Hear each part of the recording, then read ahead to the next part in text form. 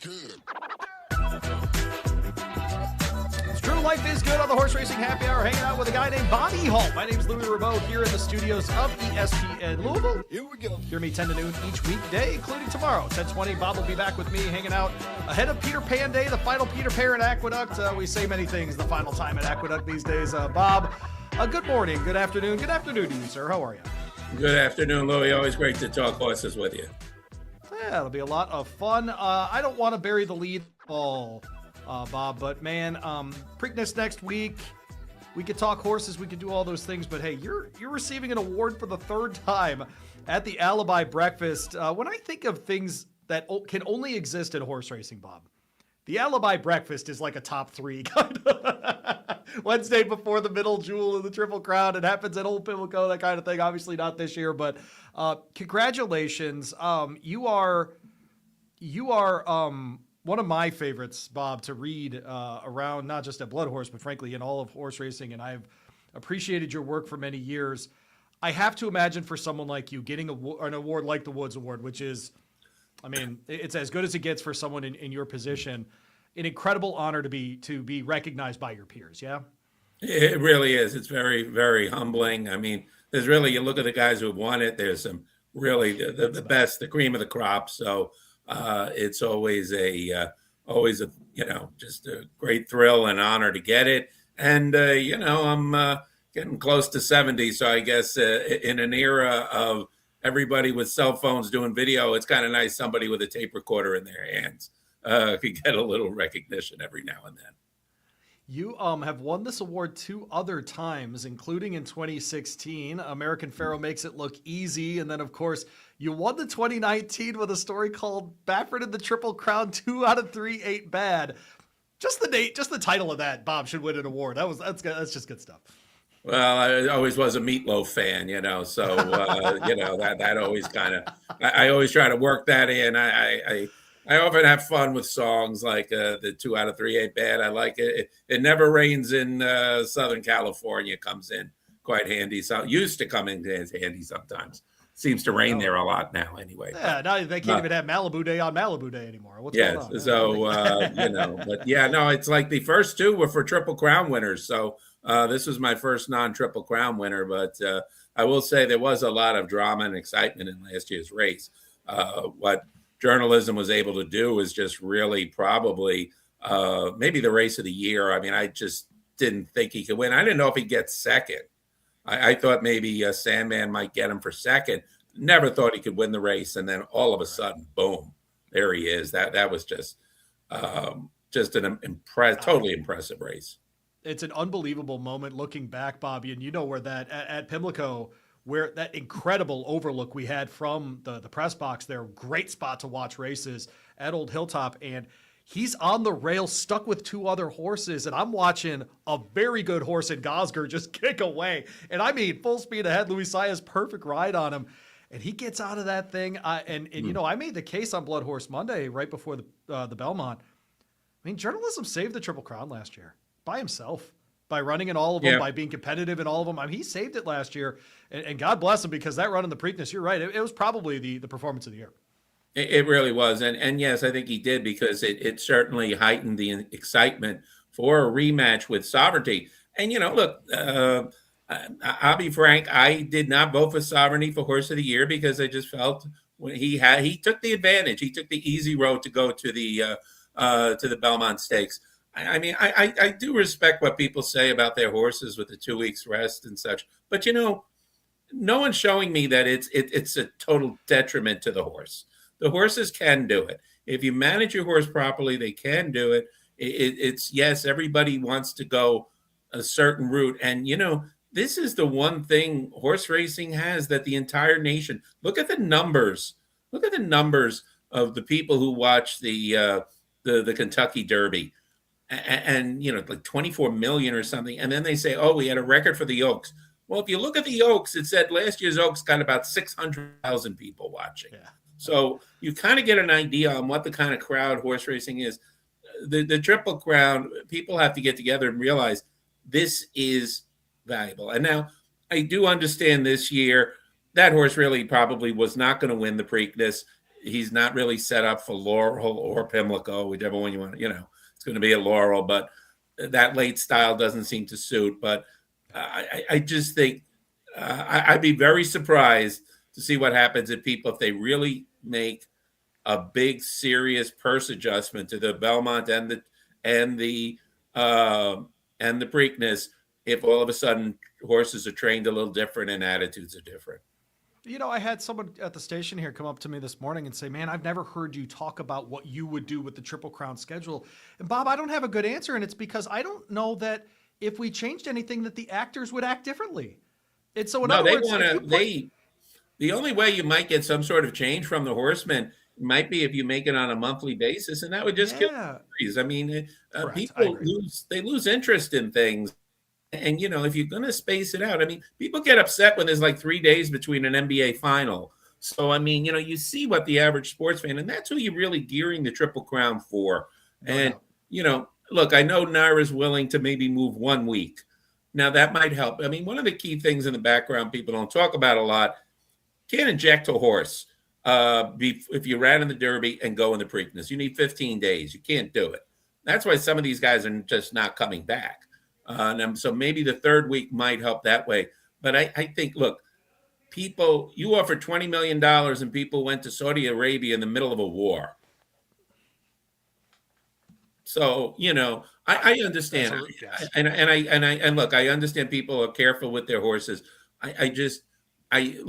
Look at what Bob Baffert has done with his horses. He does very well on 2 weeks rest. Wayne Lucas went from the Pat Day Mile and won the Preakness, and then his horse won the Pennsylvania Derby later in the year. I mean, it's horses. They are durable animals. A breed does not, I mean, they are a hardy breed. I remember talking to the people who do the Ragozin sheets during when Rick Dutrow was running on 3-4 days rest. And I asked him, how do you calculate? Now, they're the guys who consider the fathers of the spacing. They said when a horse comes back on like a week or more than something like that, they give them the same number. That's from Len Friedman, who is one of the godfathers of the sheets. He gives them the same number. They project that the horse will come back, replicate his number. Now, you probably got to give him some rest after that, which might make the Belmont tough. But still, if you have the right horse, Justified did it, American Pharoah did it, and they did it within, 11 years ago? Twice in 11 years. Yeah. It's not impossible. It's just the willingness. And look, I understand what they did with what they're doing with Golden Tempo, but you kind of wish you couldn't. Like I say, I do understand. I just think sometimes if what they always say, I'm waiting for the horse to tell me. Sometimes I get the idea the decision is made beforehand. Yeah, no, I think that's right. I want to address a couple of comments I've seen on the internet, Bob, which is something I shouldn't do. But the idea that Whit Beckman shouldn't ship O'Selley for the Preakness is the dumbest comment I've seen in horse racing online stuff in a long time. Of course he should go. Of course he should go. If the other 19 best 3-year-olds are not showing up at Laurel Park, you send your horse for the Grade 1. You just go do it. I'm sorry. I'm not sorry. You just do it. And Bob, that one will drive me nuts. So I'm hoping we'll get the full announcement either today or tomorrow that O'Selley is in fact headed to Laurel Park. I'm also very hopeful that someone you mentioned in a few paragraphs ago, and Bob Baffert, will very much consider crude velocity for the Preakness as well. Yeah, I mean, people say, "Oh, that's not Baffert's style." I said, "What do you mean? He when he wins the Derby, he seems to always win the Preakness." Always. So, that's not it. And as I say, Lucas showed us just a couple of years ago. You could do go from the Pat Day Mile to the Preakness. You could do it. Yep. And again, when you look at the field, I mean, look, let's be honest. One of the reasons, maybe part of the stuff I'm saying, who is your star in the Preakness? A maiden? I mean, O'Selley is a maiden. And I mean, if that's your leading attraction, I could understand why 15 people want to run. And sometimes you do like last year, maybe journalism would have run in all three, but I think once Sovereignty did not go when they felt they had the right horse, that was a gimme. I said they're going to be 3 to 5 in a field of non-winners of 2. and that, that's a large part of what they did. I think Oselli's making definitely the right move. Go strike while the iron is hot. Your horse is coming off a good effort. If it didn't take too much out of him, go. And what do you really think with your maiden, with 5 weeks rest for you and everybody else, you're going to outfinish them again? Are you going to get that fast pace that really helped him? So Yeah, no, you gotta go full I think throttle. that's Yes. definitely the right move for him. And I'm surprised Yes. some of the other horses who maybe were kind of close don't want to come back. Yeah, it's disappointing for sure because I do think of some of those, like a Commandment out of the Brad Cox barn. We've seen him turn, Catching Freedom around a couple years ago, finished in the money in the Preakness. I'm hopeful we'll hear a couple of other names, but frankly, I'm not sure that we will. And that's No, just I the think it's reality of this embedded shakeup, in yeah. people's mind that we've got to have a certain amount of rest. And I just, as I say, yeah, sometimes you do need it. Look, I'm not I'm not going to Sure. say if your horse is exhausted, you got to run him. I mean, you got to look out for the horse, but I'm not sure if running back in 2 weeks is completely detrimental to horses. I mean, American Pharaoh did it, and he looked pretty darn good in the Breeders' Cup Classic when he He looked won. good in the Haskell a month later, Bob. I mean, I'm like, just come on. saying, Yeah.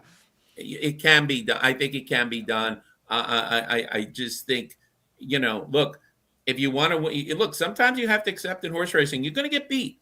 Your horse is Right. going to get beat. Yes. That's not the Yes. worst thing in the I world. agree. I totally agree. Your horse is going to get beat. I mean, look, I'll say the most impressive race I ever saw from Seattle Slew was when he got beat. When he got beat in the Jockey Club Gold Cup, he ran one of the greatest races you ever want to see. But he got beat. But still, your respect for him went way up.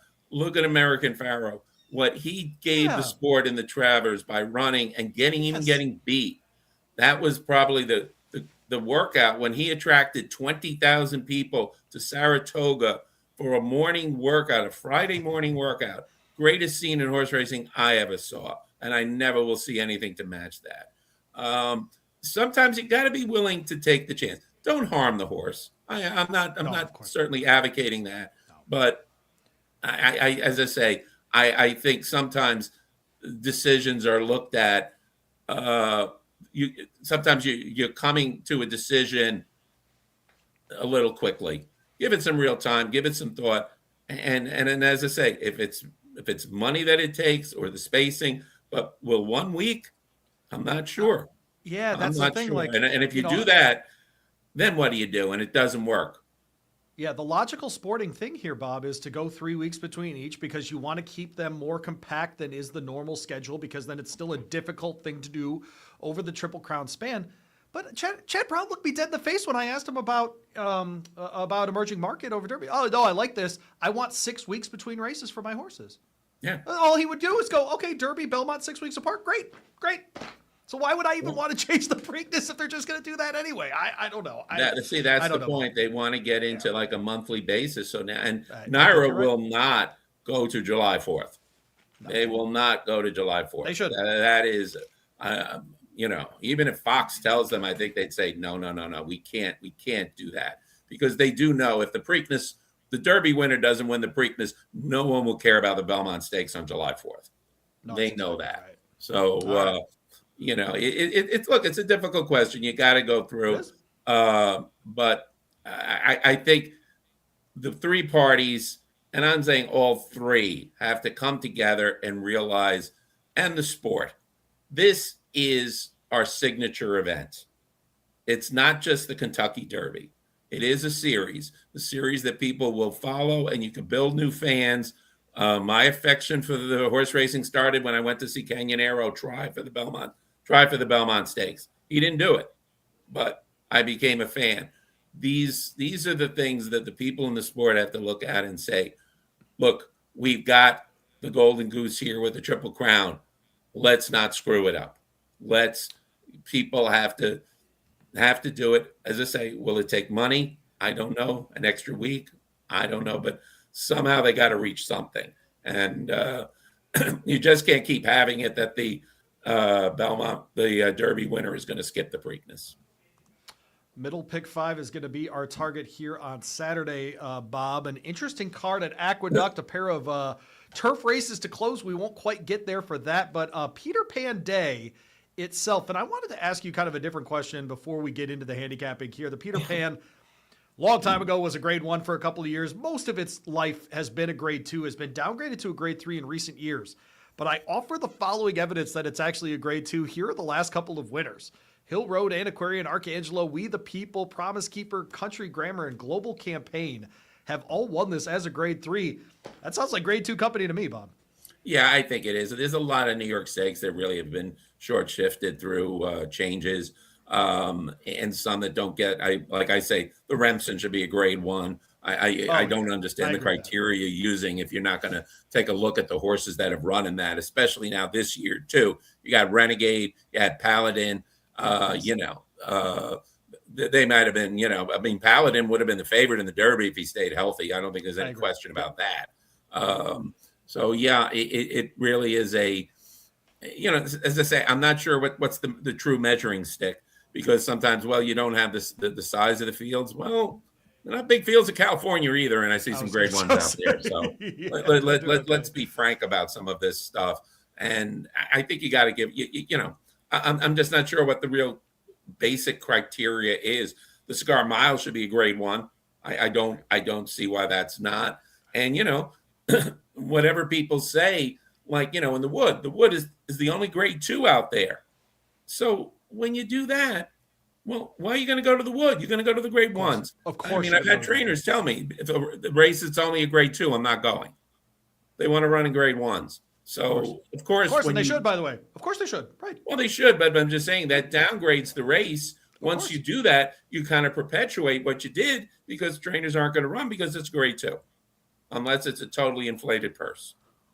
All right, let's get after it. Race 5 kicks off this middle pick 5, Bob. We'll go to the optional claiming ranks here. $55,000 on the claim price, $88,000 purse, 6 furlongs on the dirt, filly and mare side of things. Just wanted to ask, is this the 2-horse race that the morning line would suggest between the 2-horse here in Army Gal, or 3 minute by minute? It sort of looks that way. I mean, you got Army Gal. Looks like she started going a little off in the last race. Linda gave her some time off. Works have been good. Certainly shows that if she gets back to her top speed figure, she's going to be a contender. Chad's horse, bringing Pratt on it, first time maiden winner. I mean, with some of Chad's horses, they don't get the big speed figure in their debut, but then they run big second time out. So I think, those are the two logical horses. Linda always has usually an uncoupled stablemate you might want to look at. I thought Paula's Star too could be worth a look. That's a horse with a good amount of speed, and I think that had a useful comeback race. Manny Franco sticking with the horse. That horse might be able to get in there, maybe split him, maybe get the third, but it looks like those three horses to me. Cadena was third in that group. She is 3 for 9 lifetime. She'll break from the rail. Not a lot of success her last 2 races, but did have some good efforts before that. Is this level a little bit too high for her, you think? Yeah, I'm not sure. Yeah, I think it's a little bit tougher for her. She as I say, she's one of those contenders who could maybe get into the exotics, but I'm not really looking at her as someone who could pull off an upset to win. The Neyrood is up next. It'll be race 6, pick 6 time here. Excuse me. At Aqueduct, it's a $1 traditional pick 6 there. 6 furlongs on the dirt in the Neyrood. A grade 3, 175 on the line here, Bob. And Radio Red, I wanted to ask you about. Will break from the inside. This is a Danny Gargan trainee. Won the Haynesfield last time. That is a state-bred stakes, but did it an impressive 137-1. It's the kind of speed, 109 and change over the 5 furlongs that I would want to see in a race like this. How high level is that? Is the speed enough to overcome, or is that a little bit of a class ask here for Radio Red? It's a bit of a class ask. I mean, when you look at Open Company, he did win in an allowance race, and non-winners have won. They're stepping up to a grade 3. They're pretty. Some of these are kind of salty. They're kind of good horses. I think he's going to have to class up and really run a career best to beat this field.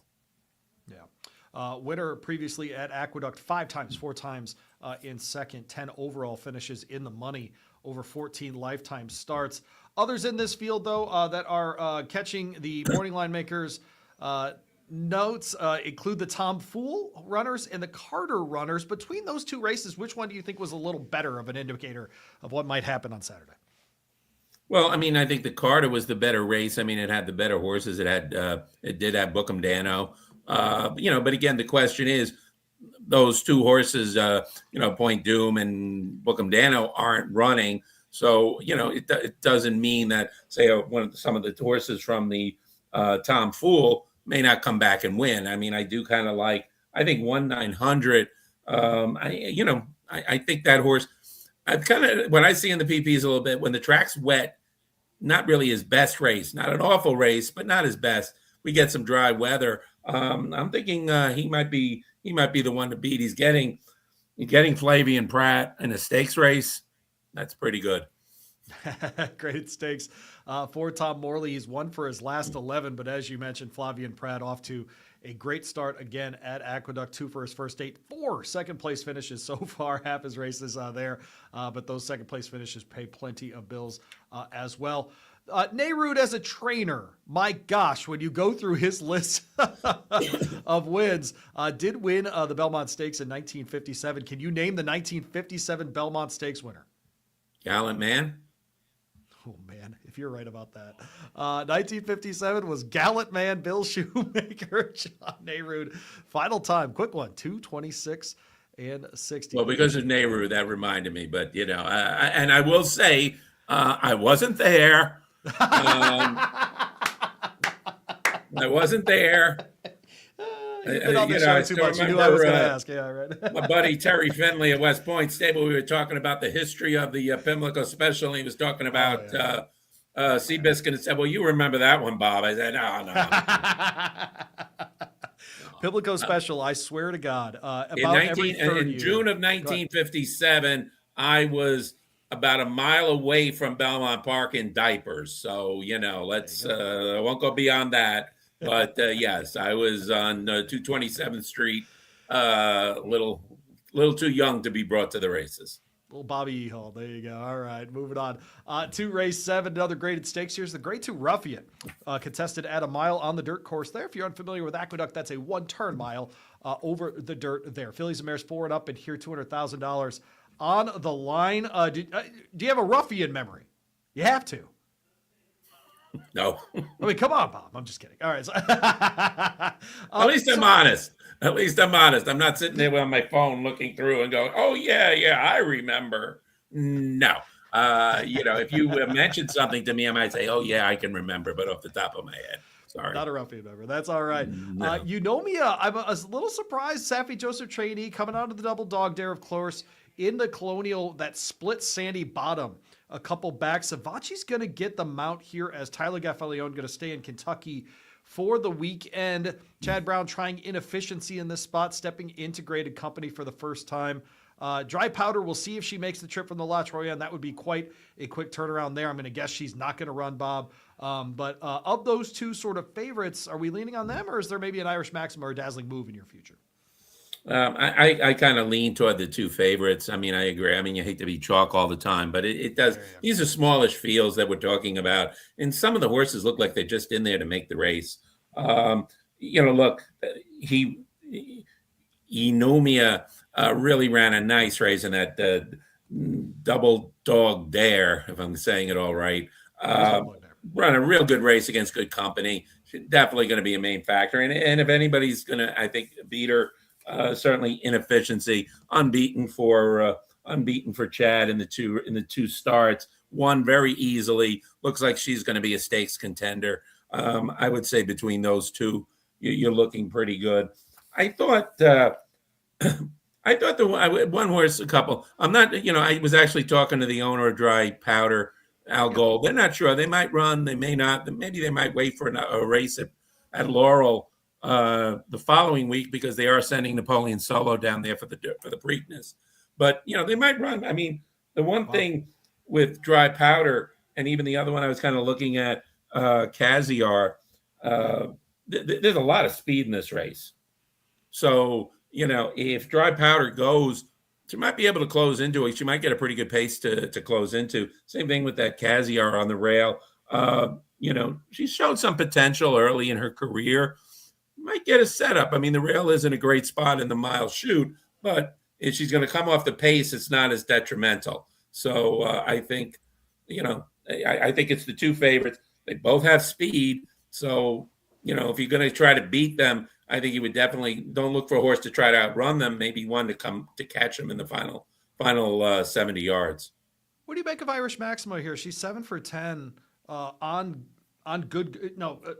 dry go on dirt. Frankly, comes in out of parks.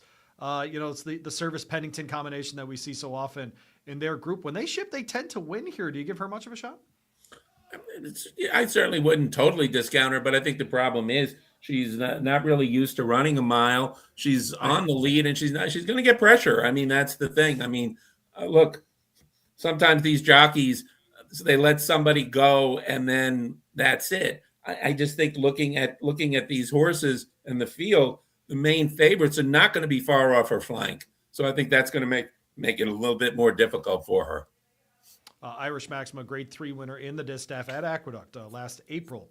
That was at 7 furlongs. She'll have to go the full 8 here in the Ruffian Grade 2 race 7 on the card Saturday. At Aqueduct, we move on to race 8, and it is on the grass here. The Take the A Train Stakes, 6 furlongs on the outer turf course, 3-year-old fillies in this one, $150,000 on this one. Surprised at all that the horse coming off the synthetic is the favorite here, Bob? Well, let me start with this. I think this will be the last edition of the Take the A Train, because you can't take the A Train to Belmont Park anymore. You basically maybe got to take the E, switch to the E and the F, and then maybe at 179th Street take the bus and get across to Hempstead Turnpike, cross the street, and then walk. So I don't know. I would think maybe take the LIRR will replace it. Yeah, there you are. Yes. So this might be historic. Is there a turf sprinter that they should name this race after? Definitely. I mean, there should be. I mean, I think it was kind of a novelty to all right, for our Subway Denzians, we'll name a race after them. But I'm sure off the top of my head, it's not there. But there were certainly a lot of turf sprinters that we can honor with this race. I mean, I think they're going to have a lot of new stakes, and I think they might want to rename. I've already mentioned to Andrew Offerman, the director of racing, we need a Queens Village Stakes. I agree. Queens Village is the town next to Belmont Park. We get races after Sheepshead Bay, Garden City, Montauk. Queens Village is the heart and soul neighbor. Come on. We need that. My hometown needs some representation at the new Belmont Park, and I've already said my piece there. So anyway, right, so take the A Train next year, the Queens Park Sprint. Is that what we want? Is that what we're doing? We'll have to, maybe, I don't know, but maybe if there might be a good turf sprinter, I think just something I'd like to see. Maybe a New York bred stakes. I'm fine with that. Okay. That'd be okay. If you were born in Queens Village, you were New York bred. I mean, we take our pride in our heritage here. So I may be in Connecticut now, but I was New York bred. So anyway, but right. Not with going in with the cadenza. Not really that surprising. Certainly has shown an ability to win on the turf and the synthetic. I think she's going to be a good factor. Sometimes it is, look, the speed ratings and figures that you get on the synthetic are not the same that you're going to get on the turf. You generally find a little bit of the difference. So as much as she's showing you some really pretty good speed figures, she may not be able to replicate it on the turf. Sometimes they get better. I mean, it is a question of that. But they are not the same speed figures. You cannot just say if you ran an 81 on the buyer on the synthetic, you're going to run an 81 on the turf. So, that's the type of thing that might have you looking elsewhere. I kind of liked as a long shot, Just Pilfered. Horse coming in. This is a horse from the Mid-Atlantic Laurel. Mike Trombetta bringing in his own jockey. This is a horse who I think showed some promise last year. has been working out very well at Fair Hill. And, I mean, that could be the kind of horse that maybe springs a nice little upset here. I mean, I think, as I say, I wouldn't toss out Cadenza, but I think, you could look for a horse like that, Just Pilfered, to maybe give you a price. And, in Blaze, the horse from Miguel Clement, won its debut with a really impressive close. Speed figure doesn't really excite you, but I think we've seen sometimes those speed figures in maiden races can be a little bit deceiving, and the horse has a little bit more ability than what you saw on the speed figure. Yeah, I'm going to put him Blaze on top for me, Bob. I'm going to try that one as my on top horse here. Look, once in a while, horses just have confidence coming out of those maiden wins, right? And like you said, especially that first time on the track, Bob, if they're willing to do that work to pass horses, almost always a great sign for the second start. And so excited about that one getting out there. Yeah, I'm fascinated by Cadenza and frankly, Bob, I think Cadenza is the kind of horse that starting next year or this year, however you want to look at it, that horse will stay in New York the whole year. Probably. If they're a synthetic horse, they'll just stay at Belmont. I mean, serious. That's actually the kind of horse that if you're Brad Cox and you've got a serious stable already at Turfway, you can spread them out to Belmont. I would not be surprised by that. Yeah, I mean, a lot of it's going to depend on the kind of book that they put together for all the horses. Are you going to have the kind of races to suit these horses? That's the question. And then, the other question is, how much of a campaign do you give the horse this year? I mean, if she starts struggling now, maybe put her away and then try her in the winter in New York. But that's the question horsemen are going to face with some of a horse like this. Do you go now, or do you point for the winter? Because if you certainly run her head and knock her head against the wall all year, may not have much by the winter. So sometimes it is the planning of what you're going to do with these horses. Time to move on to the Peter Pan, and Bob's been on the show enough. He knows that it's time for a ridiculous version of buy or sell. Can win or cannot win the race. Peter Pan, of course, one of the great works of literature, Bob, that all of us grew up around. Lots of theories about the dark nature of Peter Pan, of course, many of the animated things. So, of course, if you don't win the race, Bob, we're going Captain Cook. You got to go with Captain Cook. Not a good guy, all the things. But I had to debate, Bob. This was a very important thing for me that I spent at least 3 minutes on today. Is who is the protagonist for this? Do we just cop out and go Peter Pan, or do we go with someone else? And if we're going to make Captain Cook the bad guy, and he's the obvious one, you got to go Crocodile. It's not even a question. So we're going Crocodile if the horse can win, and we're going Captain Cook if he can't. Bob, are you ready to play? Yeah, I like that. I wasn't sure if you were going to go with Tinkerbell. It was on the table. She was on the table for sure. It's available, but not utilized this year. Maybe next year, Bob. All right. When we run the Peter Pan at Belmont next year, grade 3, mile and an eighth, if you're unfamiliar with Crocodile good, Captain Hook bad. Or Crook. You got Crook. Did I write Crook? I saw Captain Crook, and I thought that was the thing to the horse. Oh, yeah. Good point. No. So Captain Hook. Yeah, Captain Hook. That's right. Okay. Captain Hook. There we go. All right. Yep. Captain Hook or the Crocodile. There are $200,000 in the pool for this one.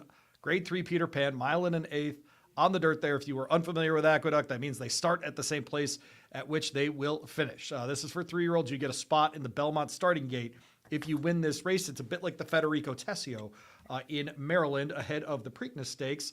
Trendsetter will break from the inside. Kazushi Kimura keeps the mount after they win in the Lexington. Last year we met Gosger in the Lexington, Bob, and he turned out to be a nice horse. What do we think of the number one here, Trendsetter?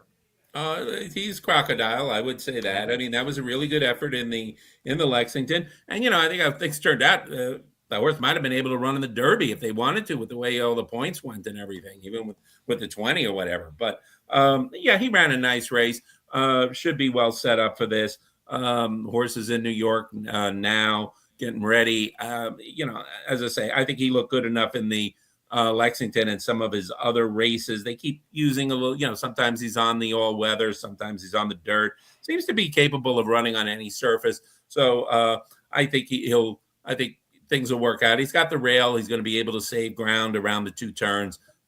Definitely one of the top horses in the field. 8 lifetime starts, only 4 of them on dirt. 3 wins in those races for the horse breaking from the rail in Trendsetter. Again, Kazushi Kimura in to ride him. Azam will break from the 2.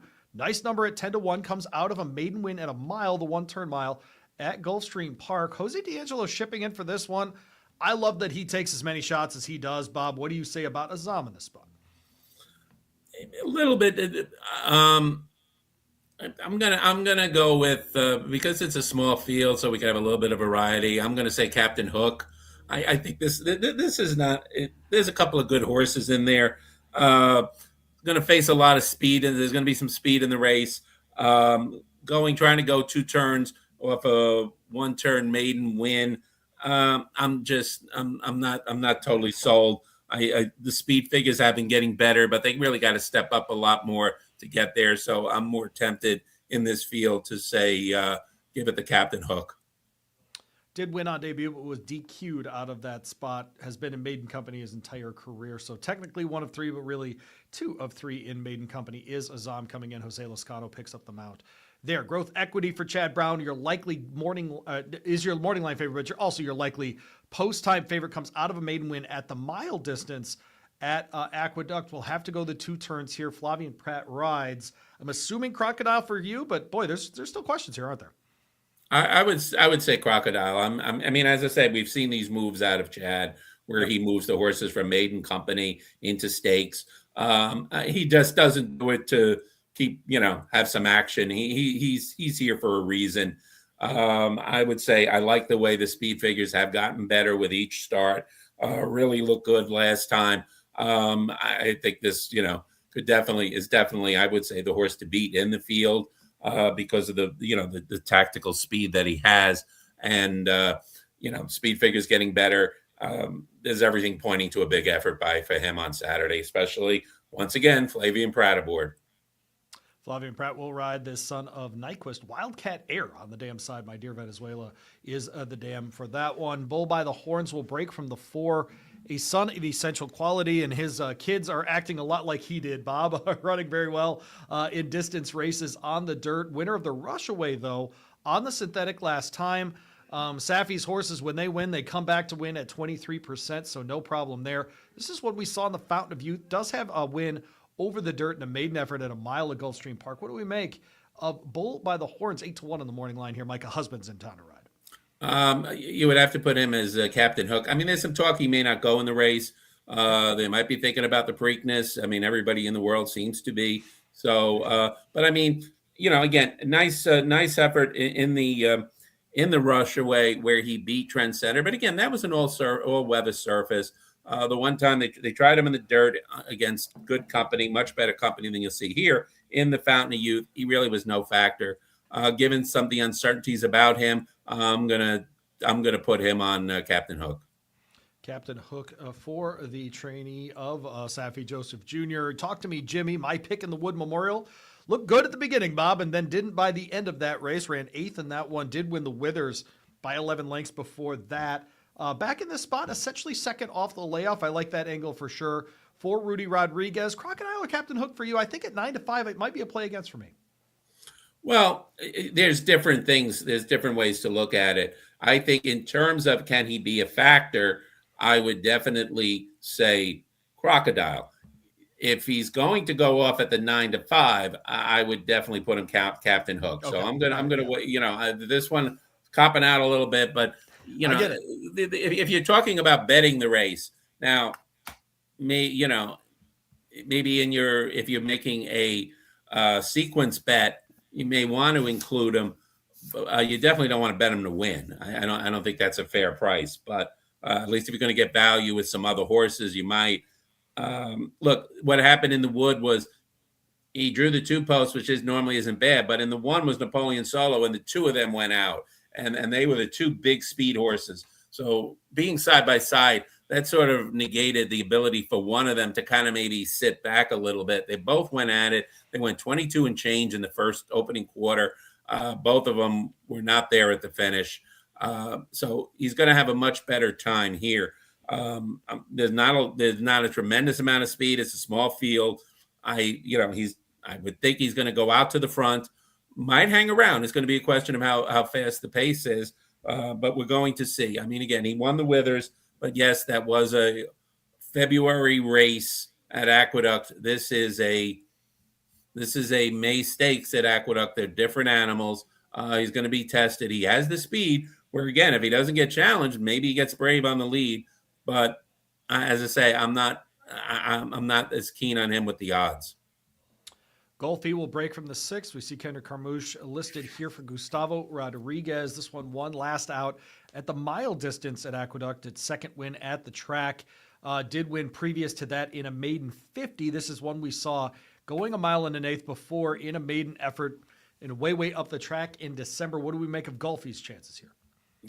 Give him the hook, Captain Hook. I mean, this one claimed for 50,000 2 starts ago. The speed figures aren't awful, but again, the key when you're looking at the scenario of the race, look at this horse has speed. That if you got Talk to Me Jimmy, you don't want speed. If this horse was a closer, you might be more inclined to say, yeah, maybe he could pick up a piece in a small field, brutal pace. But if he's going to be part of the pace, I don't see him as being one of them who's going to hang around to the end. So we'll give him the hook. All right, we have crocodiled, we have hooked. Of the Peter Pan runners, if we're filling out our pick 5, how funnily are you? Are you 2 horses here? Are you 1 horse here? Between Trendsetter and Growth Equity, would you include both, or would you just include one? I'd include both. I would limit it to 2, depending on how deep. Again, the construction of your ticket is a key part of it. If you're going to go deep in some of the other races, I would feel content with the 2. Maybe if you didn't go that deep on your ticket, maybe you might want to go a little deeper here. Maybe include Talk to Me Jimmy just in case, to give you a little bit of a payoff to cover yourself. I mean, that's how I always look at it. You want a ticket that covers you for the right options. You don't want to get too cheap sometimes. But if you're gonna spread in the other races, yes, I'd say those 2 favorites look like the ones to me that you'd have the best value and the best chances. Make sure you check us out at the homepage, of course, horseracinghappyhour.com. Would really appreciate you jumping on with there. I'll put together a pick 5 for this version of the show. Make sure that you see my pick 5 there. And I wanted to put this up as well. Next Friday, we are going to be, and it's not going to allow me, so I'll just talk about it, but next Friday, we'll be at Jimmy's Seafood there in southeastern Baltimore. We're not giving up our spot to do our annual Preakness seminar. So come on out and hang out with us starting at 7:30. We will leave the Black-Eyed Susan and navigate the traffic of 500 people on that Friday and get back up to Baltimore to hang out with you at Jimmy's. Come on by. We'll have a cigar for you and all the good things there as well. Bob, really appreciate it, man. Congratulations again on the award at the Alibi Breakfast and all of that. And will I see you at the Preakness? Oh, yes, I'll be there. I will be there. Well, good. You're going to have to put up with Bob again on this show. So I'm Louis Rabeau. This is Horse Racing Happy Hour. We're headed to Laurel next weekend. We hope you'll join along. Have a great weekend.